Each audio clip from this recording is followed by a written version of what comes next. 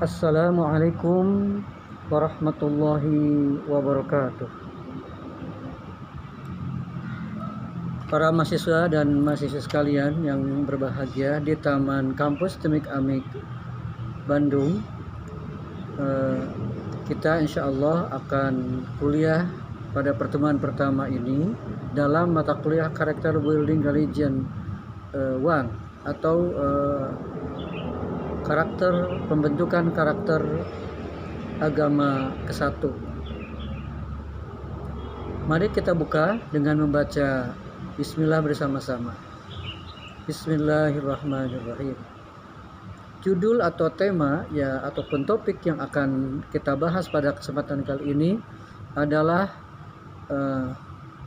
tentang hakikat ilmu, hukum dan keutamaan ilmu, serta niat dan etika dalam mencari ilmu.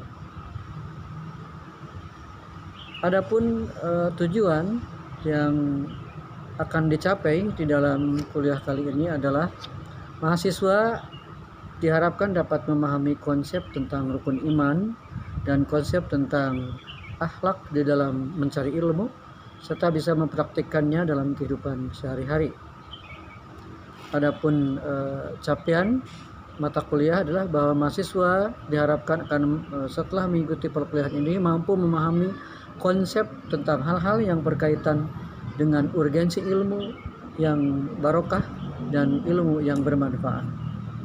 Jadi materi kali ini adalah tentang hakikat ilmu, hukum mencari ilmu, keutamaan ilmu, motivasi di dalam mencari ilmu, dan juga etika ataupun akhlak di dalam mencari ilmu agar mendapatkan ilmu yang barokah dan bermanfaat.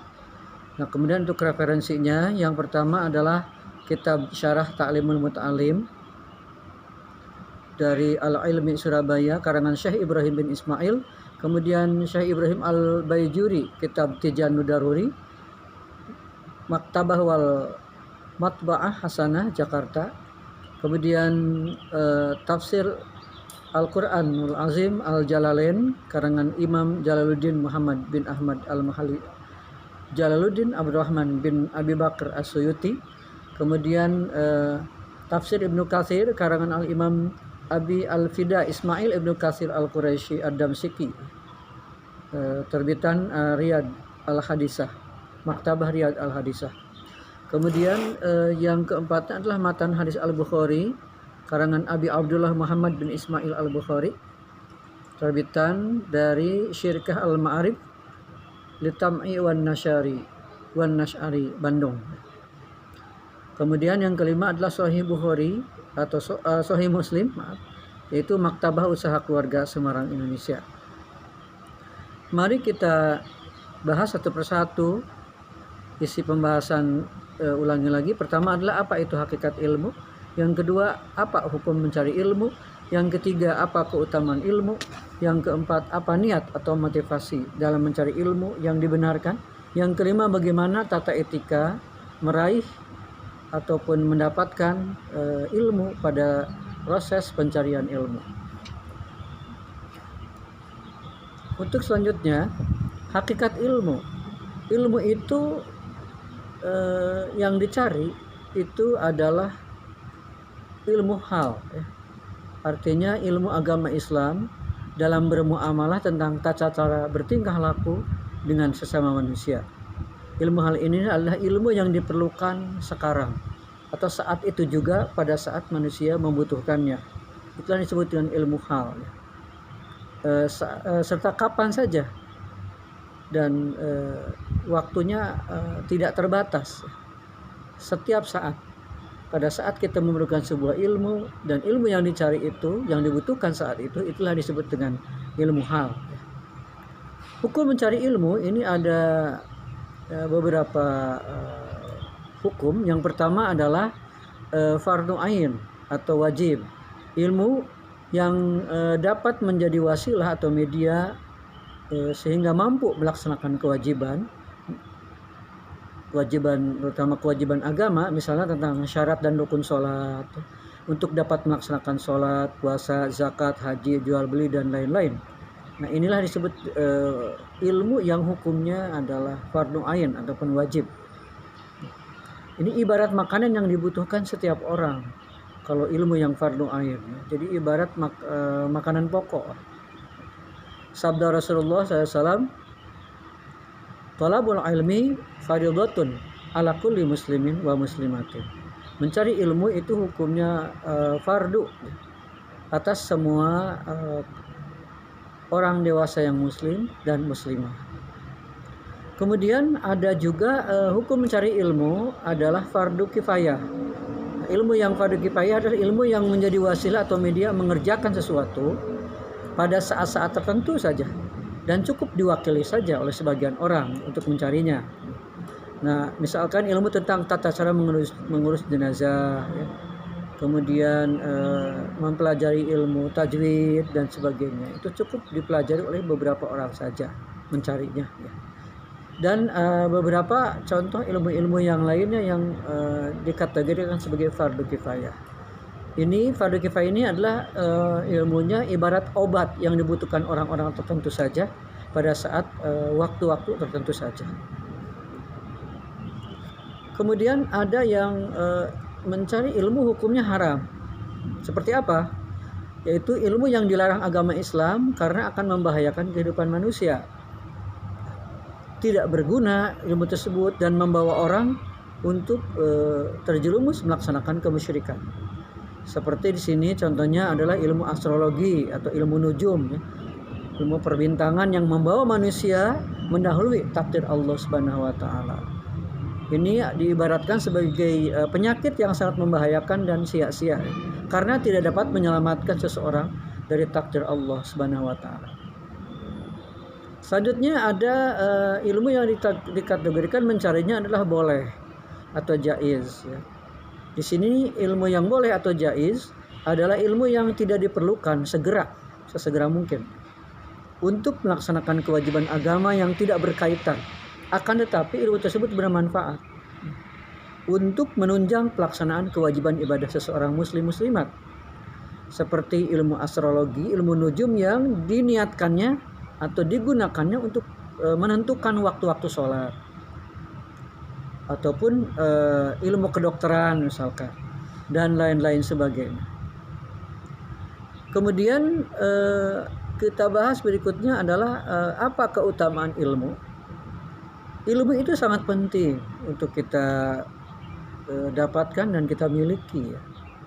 Karena ia sebagai perantara ataupun sarana untuk bertakwa kepada Allah Subhanahu wa taala. Ilmu dapat mengangkat derajat manusia di atas makhluk-makhluk lain. Silakan baca Al-Quran surat Al-Mujadalah ayat 11 dan surah Al-Baqarah ayat 31 sampai dengan 34 tentang keutamaan ilmu. Sekarang akan kita rinci keutamaan ilmu. Yang pertama adalah keutamaan ilmu hal, ilmu yang dibutuhkan darurat, ya, saat itu juga. Nah, apa keutamaannya? Di antara contohnya adalah ilmu jual beli. Dalam Islam itu bermanfaat, ya, sehingga dapat menjaga diri seseorang ataupun sekelompok manusia dari hal-hal yang diharamkan.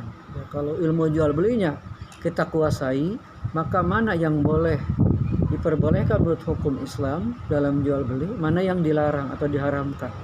Itu perlu diketahui, ya. Kalau kita tidak tahu tentang halal dan haramnya hukum di dalam jual beli, maka otomatis kita bisa terjerumus ke dalam hal-hal yang diharamkan. Alhamdulillah. Oleh karena itu penting sekali untuk mencari ilmu hal yang berkaitan dengan manfaatnya, menjaga diri dari hal yang haram. Selanjutnya yang kedua adalah ilmu batin atau ilmu tasawuf. Ini dapat mengetahui hal-hal yang berkaitan dengan batin, ya, ataupun dengan hati. Misalkan berkaitan dengan sifat tawakal, kemudian bagaimana ilmu batin ini tentang taubat kepada Allah Subhanahu wa taala. Bahasan tentang takut kepada Allah Subhanahu wa taala seperti apa, ya. Dan ridho. Hal-hal tersebut terjadi pada semua kondisi. Tentang tawakal, tentang taubat, tentang takut kepada Allah, tentang ridho, ya, dan sebagainya. Itu hal-hal yang berkaitan dengan bimbingan rohani, bimbingan batin, supaya kita memiliki sifat-sifat yang positif, sifat-sifat batin atau karakter hati yang karimah atau yang mulia. Selanjutnya, ilmu akhlak itu dapat menghindarkan manusia dari sifat-sifat buruk yang merusak. Ini penting ya, manfaatnya ilmu akhlak. Harus kita pelajari. Seperti terhindar dari sifat-sifat yang kikir, ya, tidak mau memberi, tidak dermawan, gitu. Kemudian menghilangkan sifat penakut, sombong, ya, isyraf atau berlebihan, yang hukumnya itu semuanya adalah haram, ataupun bakhil, terlalu hemat, ya, dan lain-lain sebagainya. Nah, itu beberapa sifat-sifat yang harus dihindari. Itu ada petunjuk-petunjuk ilmunya di dalam ilmu akhlak. Ada juga yang dalam ilmu akhlak ini, khususnya tasawuf, ya, dapat menghiasi diri seseorang dengan sifat-sifat yang baik. Jadi sifat-sifat yang buruk dihilangkan, kemudian diganti dan dihiasi di dalam jiwa kita, hati kita, ya, nurani kita, ya, batin kita dengan sifat-sifat yang baik, seperti murah hati, dermawan, ya, kemudian rendah hati, tidak sombong, ya, tawadu, menjaga diri dari keburukan, mengetahui kriteria-kriteria menghilangkan yang sifat-sifat yang buruk, dan juga mengetahui kriteria-kriteria bagaimana cara-cara menerapkan sifat-sifat yang baik. Ini perlu kita ketahui. Selanjutnya ada ilmu yang lain seperti ilmu fikih. Itu ilmu fikih ini manfaatnya adalah dapat mengetahui hukum-hukum seluruh aspek kehidupan manusia secara rinci, ya. Misalkan di sini hukum fikih di sini seperti fikih muamalah, bagaimana hukum kita berinteraksi sosial, hukum jual beli, ya, kemudian politik dan sebagainya berkaitan dengan hubungan antara manusia dengan manusia yang lain. Itu fikih muamalah. Ada lagi fikih siasah tentang politik, kemudian fikih jinayah, ya. Kemudian ada lagi kalau jinayah tentang hukuman, ya, perdata pidana. Kemudian fikih muamalah tadi sudah, jinayah, siasah, ya, tentang politik.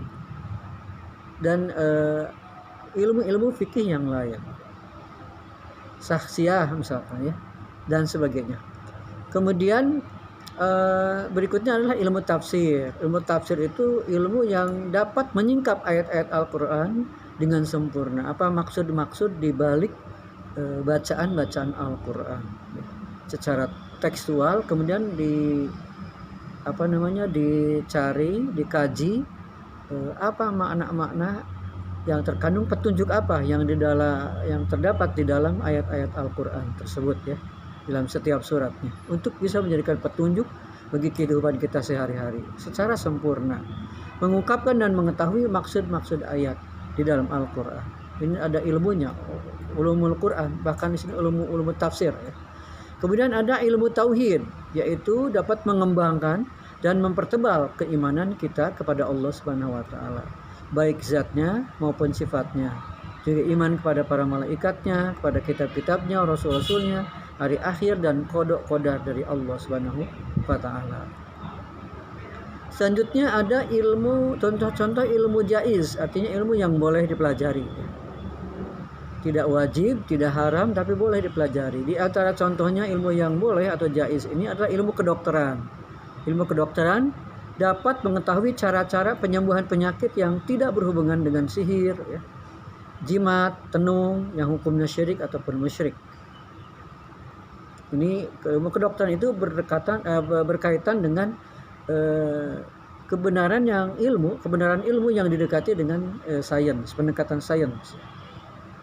Artinya dengan alat panca indera, penelitian dengan panca indera manusia, baik itu penglihatan, kemudian pendengaran, ya, pengecapan, perasa, ya, dan sebagainya, penglihatan juga. Berikutnya, bagaimana niat di dalam mencari ilmu, ya. Sebagaimana di dalam sebuah hadis sahih, Nabi besar Muhammad SAW bersabda, Bismillahirrahmanirrahim, Innamal a'malu binniyati. Sesungguhnya sahnya segala amal itu tergantung pada niatnya. Selanjutnya ada hadis yang lain, ya, kam min amalin yatasawwaru bisurati a'malid dunya wa tasiru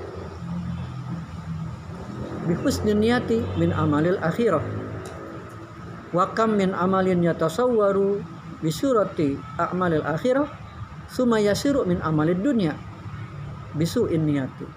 Artinya banyak sekali amal perbuatan yang tergolong amal keduniaan, tapi karena didasari yang niat yang ikhlas, yang baik, maka ilmu tersebut tergolong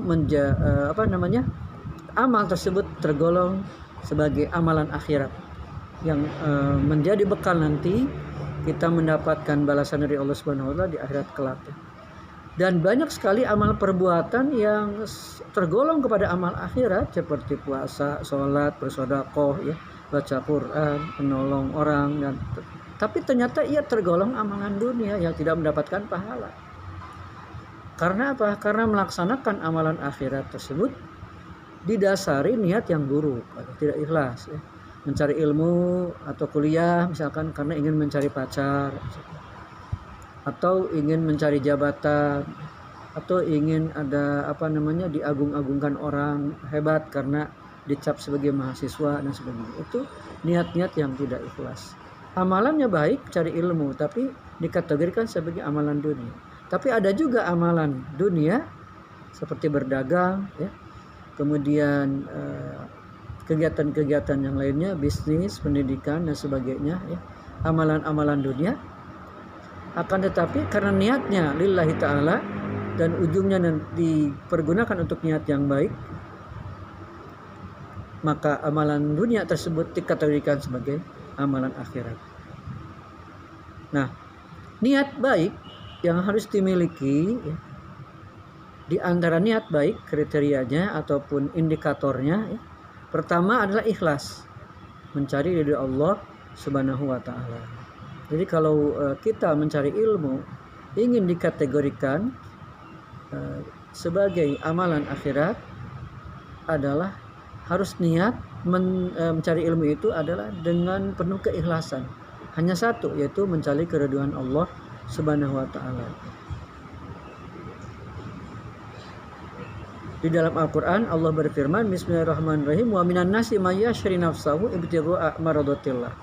Dan di antara manusia ada yang mengorbankan dirinya untuk mencari ridha Allah Subhanahu wa taala.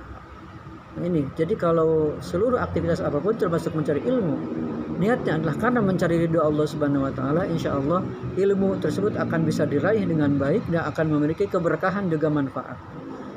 Niat yang harus kita miliki pada saat mencari ilmu yang kedua adalah untuk mencari kebahagiaan di akhirat kelak. Jadi tidak hanya semata-mata untuk kebahagiaan di dunia, akan tetapi ilmu tersebut kita cari kemudian kita amalkan untuk meraih kebahagiaan nanti di akhirat kelak. Oleh karenanya nanti pada saat mengamalkan ilmu, dia akan mengamalkan ilmunya untuk hal-hal yang bermanfaat bagi dirinya, keluarganya, juga masyarakat, serta umat manusia.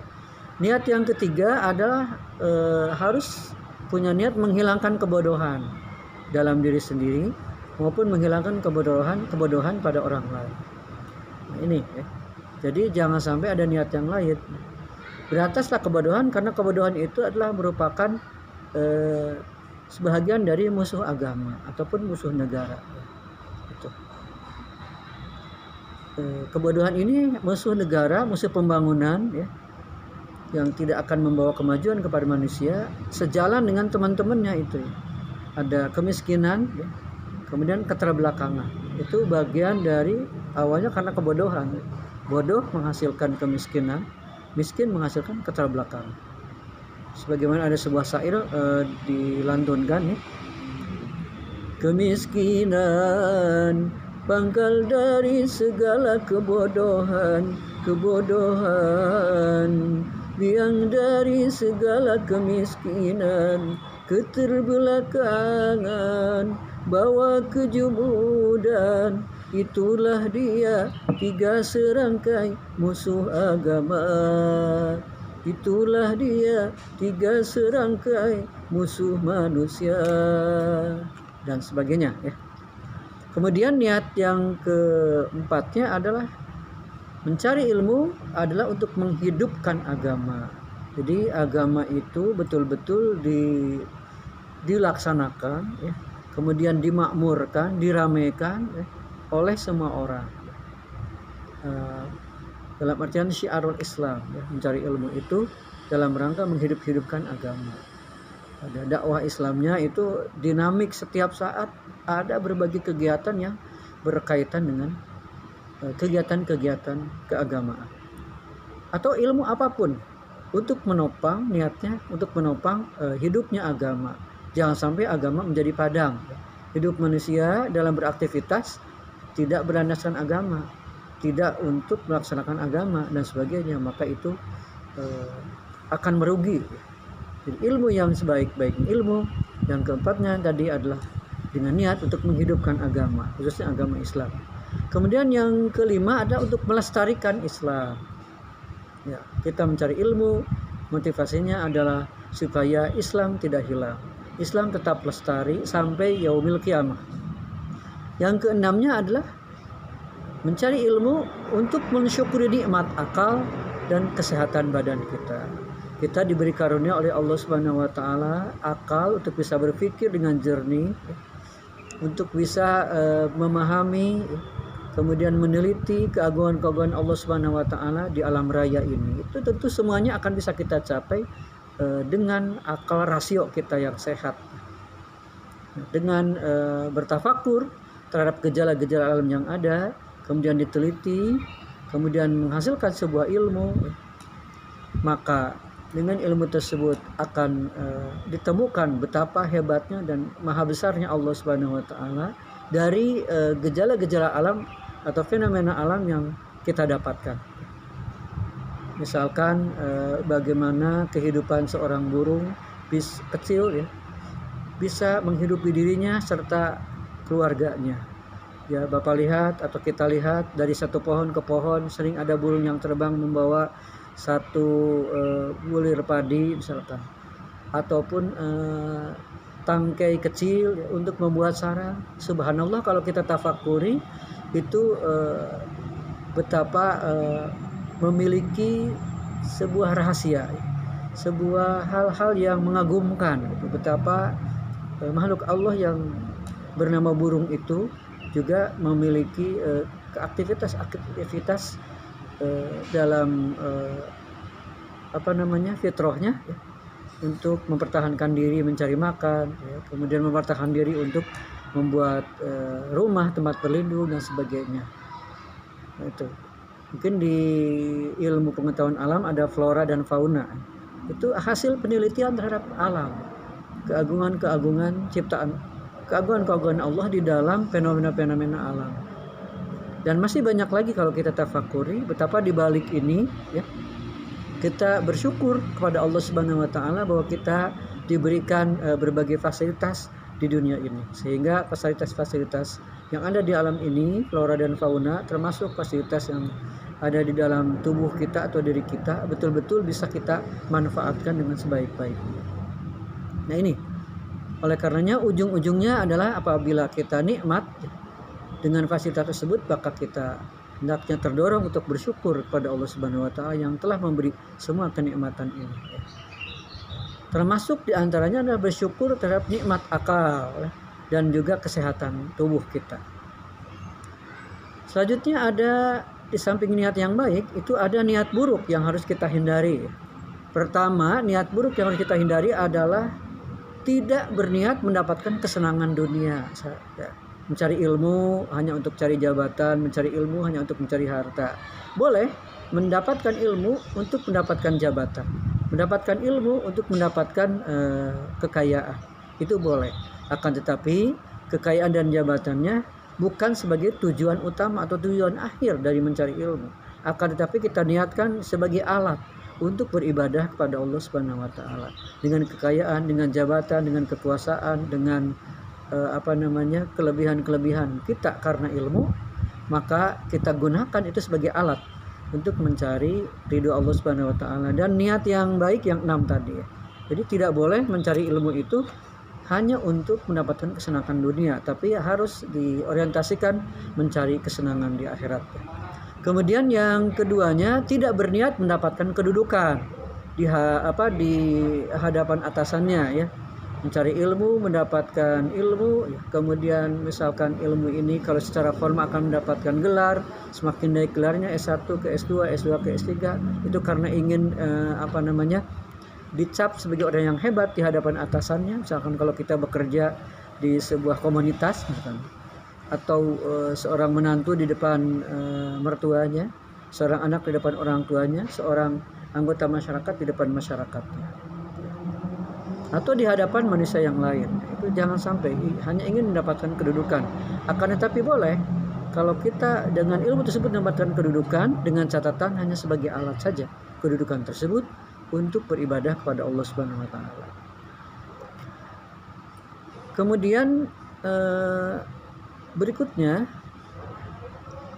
bagaimana tata cara atau etika mencari ilmu ini di dalam kitab Ta'limul Muta'allim disampaikan atau dijelaskan ya. Banyak sekali orang yang kecerdasannya sangat hebat ya.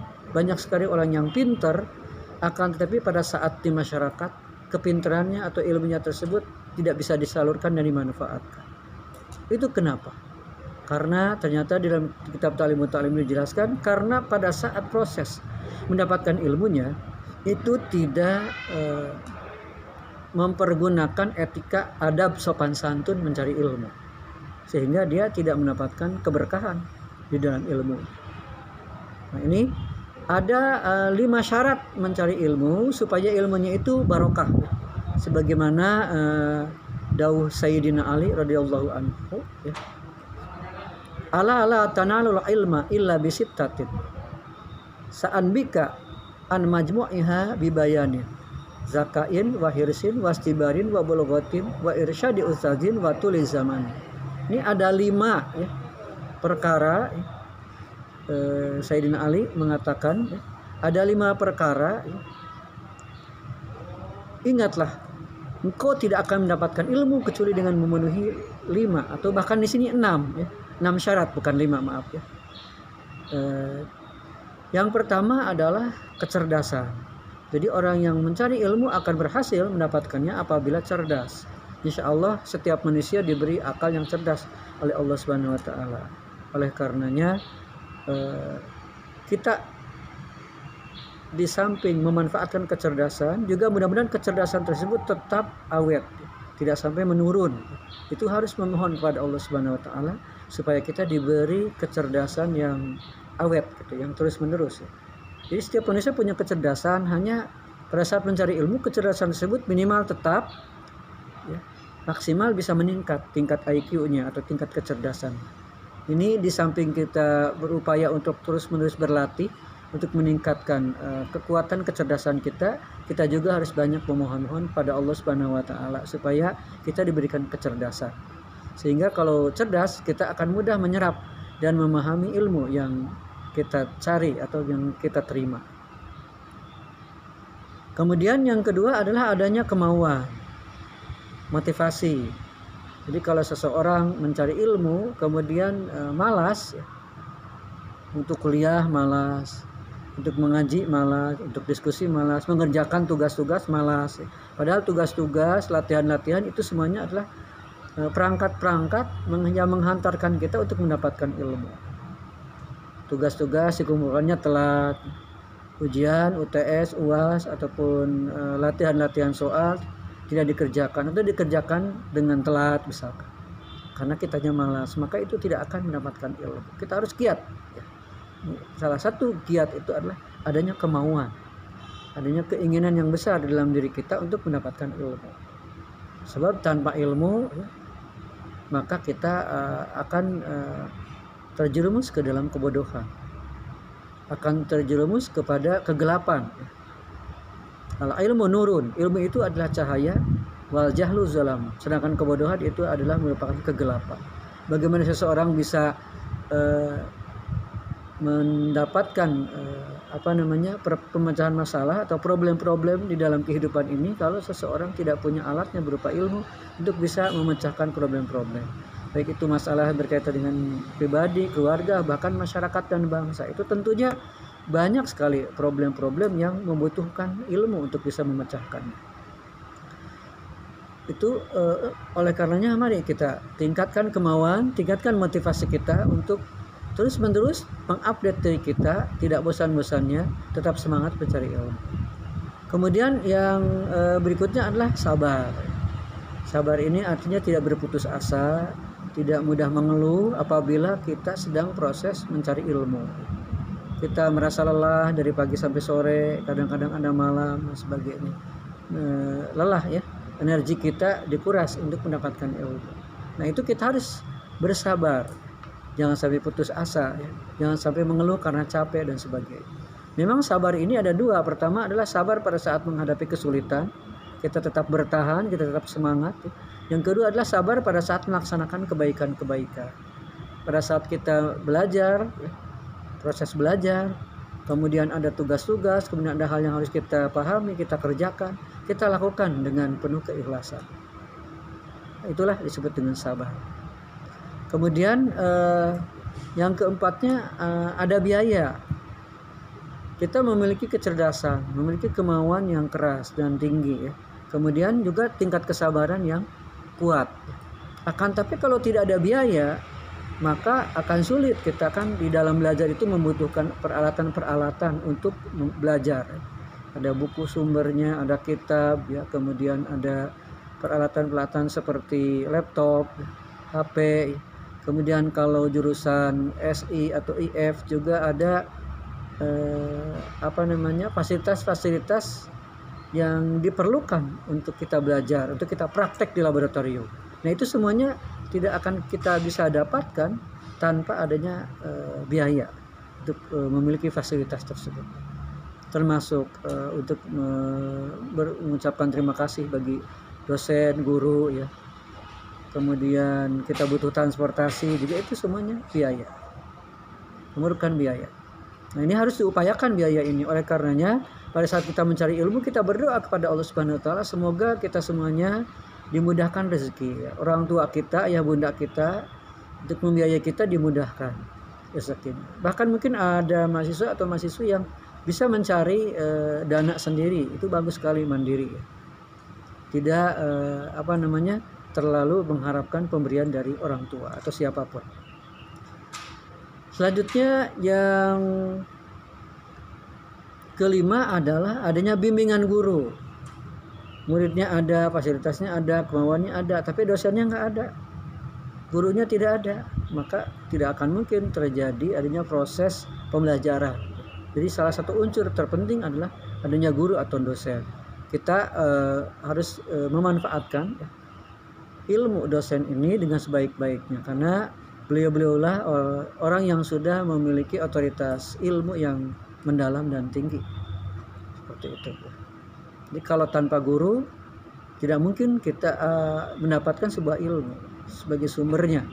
Guru itu sumber ilmu, baik ilmu yang berkaitan dengan pengetahuan, dengan keterampilan, maupun dengan ilmu yang berkaitan dengan nilai-nilai sikap sehari-hari. Jadi harus ada bimbingan dari guru. Maka kita harus menghargai, kita harus sopan santun terhadap guru supaya mendapatkan ilmu yang barokah. Kemudian yang keenamnya adalah membutuhkan waktu yang lama. Tidak ada seseorang yang langsung menjadi sarjana, yang langsung dalam 1 detik, 1 menit, 1 hari, bahkan hanya 1 minggu saja langsung mendapatkan ilmu. Ini membutuhkan waktu ya. Misalkan kalau di perkuliahan, di kampus, waktu kita itu diatur dalam kurikulum, ada yang per semester ya. Jadi untuk menguasai ilmu dalam 1 semester ini rata-rata 14 kali pertemuan. Tidak mungkin, jarang sekali orang yang 1 pertemuan langsung bisa menguasai sebuah ilmu. Oleh karenanya yang keenamnya ini adalah membutuhkan waktu dalam mencari ilmu ini. Selanjutnya adalah bagaimana etika atau sopan santun dalam mencari ilmu. Nah, etika sopan santun dalam mencari ilmu yang pertama adalah kita sebagai mahasiswa, sebagai muthalib ya yang sedang mencari ilmu itu harus memuliakan para guru, para dosen, para pendidik ya. Dengan cara apa? Dengan cara menghormati dan mengucapkan terima kasih. Cara menghormati itu banyak ragamnya ya. Di antaranya adalah mengucapkan salam, kemudian bersikap ramah ya. Kemudian bersikap tawadu, tidak boleh menentang ya. Kemudian apa yang diperintahkannya dilaksanakan, apa yang dilarang tidak boleh oleh guru maka kita harus hindari. Sami'na wa ata'na ya, artinya ikut dengan segenap jiwa kita. Memuliakan seorang pendidik, tidak boleh berkata kasar, merendahkannya atau dengan sikap yang tidak baik ya, baik itu di hadapan guru atau pendidik ataupun di belakangnya ataupun melalui medsos dan sebagainya. Itu harus kita jaga supaya kita mendapatkan keberkahan. Dan salah satu keberkahan itu adalah senangnya guru atau ridhonya guru kepada kita. Insya Allah secara batiniah ilmu itu akan memiliki wibawa, akan bermanfaat. Selanjutnya yang kedua adalah harus mengagungkan ilmu. Jangan sampai ilmu yang kita dapatkan kita rendahkan begitu saja ya.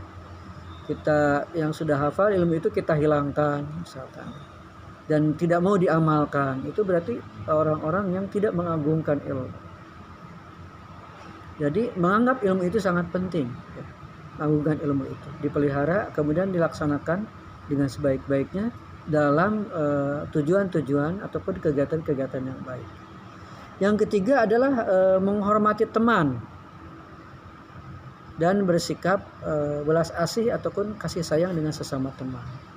Nah, ini insya Allah apabila kita berbaik-baik, berakhlak baik, ya kompak, ya saling menghargai dan menghormati dengan teman-teman yang sama-sama belajar dengan kita, sama-sama satu kelas, sama-sama satu kampus, ya, kita harus bisa bekerja sama ya, antara satu orang dengan yang lainnya, saling menyayangi ya, sebagai sahabat yang sama-sama satu tujuan, satu tempat, satu motivasi, yaitu mencari ilmu yang sama ya, di kampus yang sama ataupun dengan kampus-kampus yang lain juga seperti itu. Nah ini barangkali hal-hal yang berkaitan dengan urgensi ilmu. Pada kesempatan kali ini secara garis besar sudah Bapak sampaikan yang berkaitan dengan urgensi dalam mencari ilmu. Mudah-mudahan bermanfaat untuk para mahasiswa dan mahasiswa sekalian. Apabila ada hal-hal yang kurang berkenan, Bapak mohon maaf. Apabila ada hal-hal yang perlu ditanyakan, silakan nanti kita kembangkan di dalam diskusi, baik itu melalui Zoom meeting ataupun melalui LMS dalam ruang discussion, ataupun bisa dalam grup WA, atau bisa langsung bertatap muka atau bertatap maya lewat Zoom tadi ataupun media-media yang lainnya untuk memperdalam apa yang sudah Bapak sampaikan ini. Silakan kalian juga membaca, mendalami dari sumber-sumber referensi yang sudah Bapak sampaikan tadi. Semoga bermanfaat ya. Apabila masih penasaran, itu bagus sekali. Apabila ada yang belum paham, bagus sekali. Berarti ini adalah salah satu jalan untuk kita bertanya dan penasaran untuk terus mengkaji tema yang disampaikan pada pertemuan kali ini. Terima kasih atas segala perhatiannya. Mari kita tutup dengan membaca Alhamdulillahirabbil alamin. Wallahul muwaffiq ila aqwamit thoriq. Wassalamualaikum warahmatullahi wabarakatuh.